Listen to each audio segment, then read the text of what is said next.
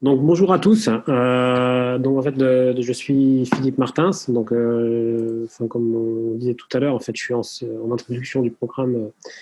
Je suis enseignant-chercheur, à Télécom Paris, et en particulier donc au niveau de l'équipe RMS. Donc, ce que je vais vous présenter en fait cet après-midi concerne les activités de l'école, hein, dans le domaine de la 5G et de l'IoT. Et en fait, je ne vais pas trop parler d'activités de recherche théorique, je vais parler d'activités de recherche plus en aval, en fait, plus orientées à application, et donc des aspects plateformes sur lesquels on travaille au niveau de l'école. Alors, juste une première remarque avant de démarrer, les aspects 5G et IoT, en fait, il y a deux volets, dans deux axes sur lesquels on travaille. Le premier, quand on parle de 5G, évidemment, on fait référence en fait au système, donc à des systèmes cellulaires, donc systèmes qui fonctionnent dans des bandes licenciées et opérées. Ça peut aussi concerner l'IoT.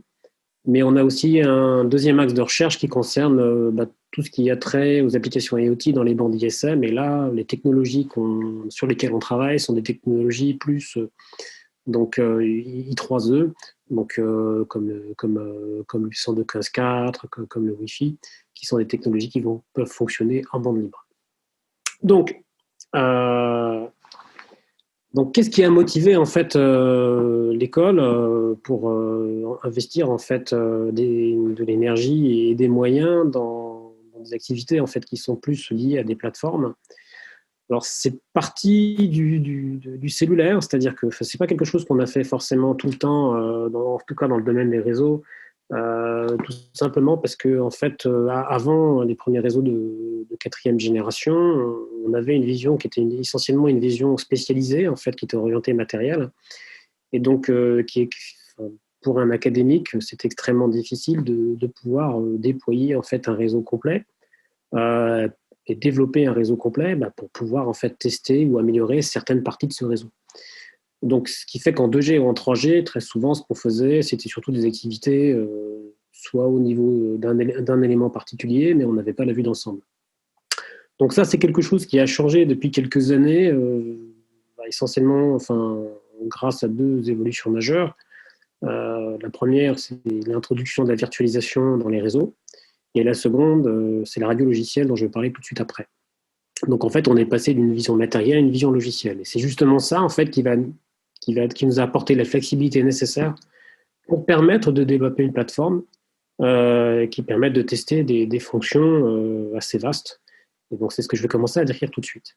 Alors ici, je prends juste le cas de la 5G. Donc c'est quelque chose en fait qu'on a de disponible au niveau de la plateforme, c'est-à-dire que les différentes fonctions qu'on va retrouver dans un réseau de 5G, ce soit les fonctions de plan utilisateur, transfert de données, ou les fonctions de contrôle d'accès ou de contrôle de la gestion, sont des choses en fait qu'on va pouvoir exécuter au niveau de serveurs, de data center, donc de fonctions logicielles.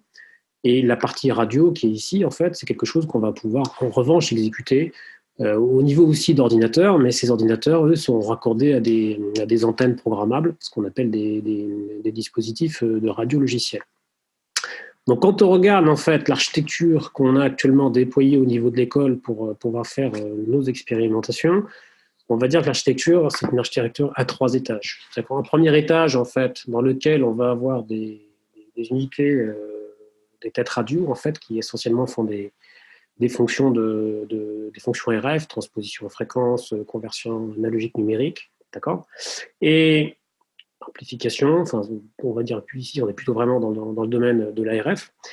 Et donc, dans cette base-là, en fait, on va avoir des informations, supposons qu'on prend une information qu'on reçoit du réseau, en fait, ces informations vont être envoyées sous format numérique à des serveurs dans lequel on va trouver le logiciel qui exécute la première fonction de la 5G, qui est la fonction de la station de base. Donc ça, c'est le deuxième étage, c'est ce qu'on appelle l'étage du traitement en bande de base. Et puis après, on a un réseau Internet dans lequel on a le troisième étage qui, lui, est plus un data center, dans lequel, en fait, on va trouver des machines virtuelles sur lequel va se concentrer, en fait, l'intelligence du réseau. C'est à la fois des fonctions qui sont des fonctions spécifiques au réseau, mais également ça peut être des fonctions qui sont un peu à côté, par exemple tout ce qui a trait au data analytics, et en particulier on parlait tout à l'heure de machine learning, donc ça peut tout à fait se situer également à ce niveau-là. Donc l'idée en fait de la plateforme, donc là je vais me rapprocher un peu plus du terminal mobile et de l'antenne en fait, c'est d'avoir une infrastructure qui soit programmable.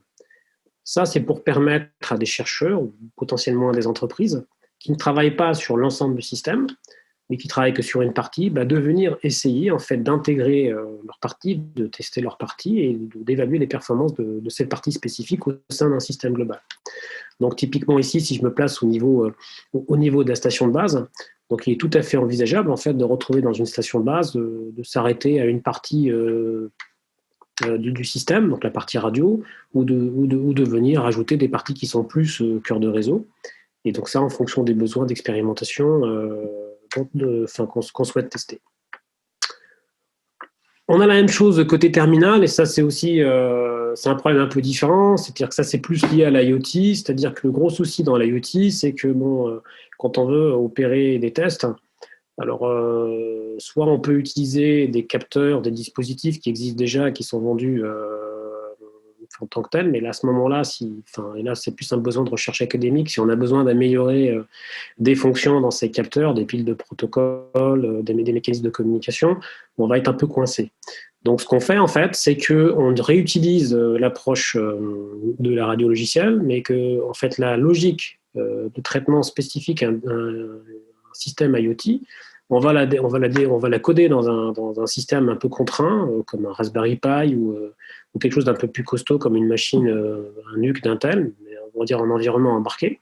Et donc là, ça va nous permettre, en fait, virtuellement, de simuler, un peu comme on l'entend, différentes technologies radio au niveau du capteur ou du terminal. Et ça, en fait, si on veut, par exemple, s'assurer que notre implémentation 4G, 5G ou Narrowband IoT, elle est conforme aux standards, ou si on veut regarder les performances d'un algorithme particulier d'accès au canal ou de partage de ressources, c'est quelque chose, en fait, qu'on peut tester dans ce cadre-là. Donc là aussi, c'est important d'avoir cet aspect de programmation au niveau des terminaux d'extrémité. Donc là, c'est juste pour vous montrer un tout petit peu la structure générale du réseau, en fait, de la plateforme de recherche qu'il y a au niveau de Télécom Paris. Donc en fait, ici, là, vous avez les deux salles. Donc il y a une première salle qui est en environnement de cage de Faraday, dans lequel on va retrouver plutôt les approches qui sont des approches cellulaires. C'est-à-dire on va utiliser des bandes qui sont des bandes opérées. Donc c'est pour ça qu'on oublie d'effectuer ces expérimentations en milieu isolé, à la fois pour s'isoler de l'extérieur, mais également pour ne pas perturber l'extérieur. Et on va avoir en fait une deuxième salle où là, on va plutôt utiliser des systèmes plus courte portée, qui sont des systèmes plus I3E, comme le 802.15.4, où on va tester des technologies multiso comme le 6LoWPAN ou des technologies comme le Wi-Fi ou les évolutions du Wi-Fi. Donc là, on sera sur des bandes où on a le droit de transmettre de manière un peu plus moins restrictive que dans un système cellulaire. Donc ça, en fait, on a ces deux composantes ici. Et puis après, on a tout un réseau d'interconnexion et on a toutes les fonctions, en fait, qui sont des fonctions de cœur de réseau qu'on va pouvoir déployer au niveau de nos data centers. Alors, en utilisant des solutions de virtualisation et aussi de type déploiement de machines virtuelles. Alors, actuellement, on utilise plutôt des solutions open source, c'est-à-dire soit c'est de l'OpenStack, soit du Docker, en conjonction avec Kubernetes. L'idée, en fait, c'est alors c'est le cas déjà pour cette salle, c'est-à-dire que toutes les ressources qui sont ici, en fait, sont accessibles depuis l'Internet, donc sont réservables pour faire des expérimentations. Alors cette salle-là, en fait, historiquement, c'est une salle qu'on exploite dans le cadre d'un groupe de recherche qui s'appelle FIT IoT Lab, donc qui est un Equipex. Et donc celle-ci, en fait, va l'être dans le cadre d'un autre projet qui est en cours de montage, qui s'appelle Silex, qui est un peu l'évolution du premier projet existant qu'on avait ici au niveau de FIT. Alors, donc juste quelques exemples de recherches qui sont en cours, ou qui sont appuyées sur les ressources de cette salle. Donc en fait, le premier gros axe de recherche sur lequel les chercheurs travaillent, ce sont en fait sur les problématiques d'allocation de ressources et de placement de ressources dans un réseau virtualisé. En fait, à la fois que ce soit pour des équipements qui font de l'IoT cellulaire. Donc là, actuellement, on a plutôt du narrowband IoT, parce que la partie 5G IoT c'est un peu plus, enfin, il n'est pas évident de savoir d'un point de vue technique ce qu'il y a exactement, en fait, ce que ça recouvre aujourd'hui. Et également dans des bandes ISM, dont on a des technologies de type LoRa, 6LoWPAN et Wi-Fi. Donc là, ça c'est un premier axe de recherche sur lequel en fait on travaille. Le second concerne la planification automatique. Donc là, c'est plus un aspect radio, c'est-à-dire que vous avez des personnes qui vont essayer de modifier un peu le comportement des stations de base pour faire des déploiements automatiques, notamment en fait pour ce qui a trait, on veut des déploiements qui garantissent à la fois la couverture et le voisinage. Donc c'est-à-dire qu'une antenne, on ne veut pas qu'elle soit isolée du reste de ses antennes voisines. Et ça, évidemment, il faut que ce soit sous des contraintes d'interférence qui soient acceptables. Le troisième axe, en fait, va concerner, c'est plus un aspect sécurité de l'interface radio. Donc là, c'est une activité qui est un peu plus récente. Donc ça, c'est essentiellement au niveau capteur qu'on travaille, via des terminaux logiciels, où là, en fait, il s'agit ni plus ni moins que de tester la solidité des mécanismes de sécurité mis en œuvre au niveau des interfaces radio des systèmes cellulaires. Et donc, en particulier, ça va être la résilience à l'égard de brouillage sélectif existant, la résilience à des attaques de redirection ou de déni de service. L'environnement matériel en fait dans lequel on va évoluer, c'est un environnement. Enfin, je vais donner juste un peu de détails. Donc, je mentionnais donc il y a une cage de Faraday en fait actuellement dans lequel on a à peu près on a un réseau 2G, on a une partie de réseau 3G, on a un réseau 4G et un 5G qui sont disponibles pour faire des tests. Donc, on a la salle FIT, que je mentionnais tout à l'heure, dans lesquelles on a des capteurs de différentes technologies. Et puis, côté SDR, donc en fait, on s'appuie sur des équipements qui sont des équipements qui sont connus dans le domaine de la radio logicielle. Alors, je ne les ai pas tous mentionnés, j'ai juste mentionné en fait ceux qui nous servent,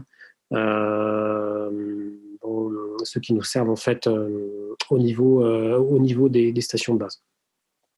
Côté orchestration, Docker et du Kubernetes. Alors maintenant ici, d'un point de vue technologie, dans nos infrastructures 4G et 5G, on va essentiellement utiliser deux piles de protocoles. En fait, une pile de protocoles open source qui s'appelle SRS-LTE, sur lesquels en fait on contribue et on fait des développements. Et une seconde en fait qui s'appelle Amarisoft, qui elle est propriétaire, mais qui nous permet en fait de faire des tests d'interopérabilité. Côté cœur de réseau, donc on a également les deux axes. On travaille également côté open source, donc sur une solution qui s'appelle NextIPC, qui est totalement libre, sur laquelle on fait des développements. En particulier, récemment, on a fait des développements sur le HSS et au niveau du MME également. Donc ça, c'est plus des aspects 4G. Et on a également puisqu'on mentionnait des partenariats avec des chairs, on a notamment un partenariat en fait avec Cisco, sur lequel en fait on a validé le fonctionnement de nos antennes donc avec leur packet core. On a pu en fait valider tout l'ensemble, tout le réseau, et donc vérifier qu'il y avait une interopérabilité entre leurs équipements de cœur de réseau et nos antennes. Et donc on a pu utiliser, y compris avec de vrais terminaux, donc faire des communications en 5G. Sachant qu'actuellement, on dispose des deux versions. La première version, c'est la 5G NSA. Ça fait à peu près, on va dire, un peu plus d'un an qu'on a réussi à mettre en place cette infrastructure. Et actuellement, en fait, on est en train de le faire pour la version standalone, qui est celle qu'on envisage de déployer, on va dire, dans les années qui viennent. Bien, oui. Juste, Philippe, excuse-moi de t'interrompre. Il y a deux petites questions qui sont tombées là. Ah, pardon. Oui. Donc, avez-vous des programmes de recherche pour contribuer au débat irrationnel sur la nocivité de la 5G? Et il y a une deuxième question sur pourquoi n'utilisez-vous pas une plateforme telle que OpenAir Interface, qui est développée notamment par Eurecom, qui est une école partenaire? Alors, je vais commencer par répondre à la deuxième question. En fait, la raison pour laquelle en fait on n'a pas utilisé OpenAir Interface, c'est essentiellement pour des raisons historiques, c'est-à-dire que en fait nous au début on était plutôt impliqués avec SRS-LTE, qui est une autre solution open source. Et je dirais c'est que c'est plus un choix qui est dû à un problème de moyens, c'est-à-dire qu'on n'a pas des équipes, surtout quand il s'agit de faire du développement, on a dû faire des choix. Et donc, par rapport aux directions qu'on avait empruntées, comme on avait plutôt l'habitude de travailler avec SRS LTE, c'est avec eux qu'on a traversé et qu'on a commencé à travailler. Pour ce qui concerne, avez-vous des programmes de recherche pour contribuer au débat rationnel sur la nocivité 5G? Ça, en fait, je dirais que moi, non, mais en fait, vous avez une chaire à l'école dans laquelle intervient, enfin, je crois que c'est Jo Viart qui travaille sur ces sujets-là de manière approfondie. Donc, et donc, en fait, on a déjà travaillé ensemble avec Joe sur ces aspects-là, mais c'est plutôt lui l'expert de cette thématique-là. Donc, on envisage en fait à moyen terme, donc c'est quelque chose qu'on a un projet avec lui, c'est d'essayer de faire des études.